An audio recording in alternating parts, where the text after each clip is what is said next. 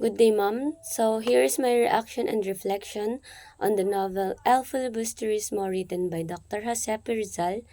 By the way, I am Danica Omnes of BSIT FSM2A. So, alamin muna natin kung ano nga ba ang El Filibusterismo. Ang El Filibusterismo ang sumunod na akta ni Dr. Jose Rizal sa Noli Me Tangere. Ang nobelang ito ay isang makapangyarihang pagkondena sa kolonyal na opresyon at isang nakakapangilabot ng propesiya ng revolusyon. Ang El Filibusterismo ay sumisid sa marahas na bunga ng kawalan ng aksyon. Ipinapahiwatig ng nobelang ito na kapag tayo ay naapi o naabuso, dapat ay gumawa tayo ng paraan o hakbang upang malagpasan at matigil na ang mga pang-abusong ating napagdadaanan na idinudulot sa atin ng mga tao.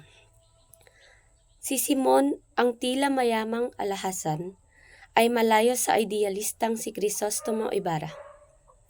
Dito makikita natin na kahit ang pinakamabuting tao ay posibleng magbago into a revolutionary person just because of what they've been through, like the years of suffering from all the oppression and betrayal.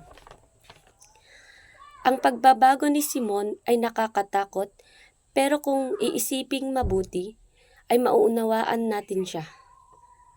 Sa kagustuhan ni Simon na magbago ang takbo ng buhay nila, nagplano siya ng mga hakbang na kanyang gagawin sa kanilang lugar na puno ng korupsyon at hindi pantay-pantay na turing sa mga tao. The novel portrays the reality, forcing its readers to confront the uncomfortable truths and consider the complex choices individuals face when fighting for justice. That's all. Thank you.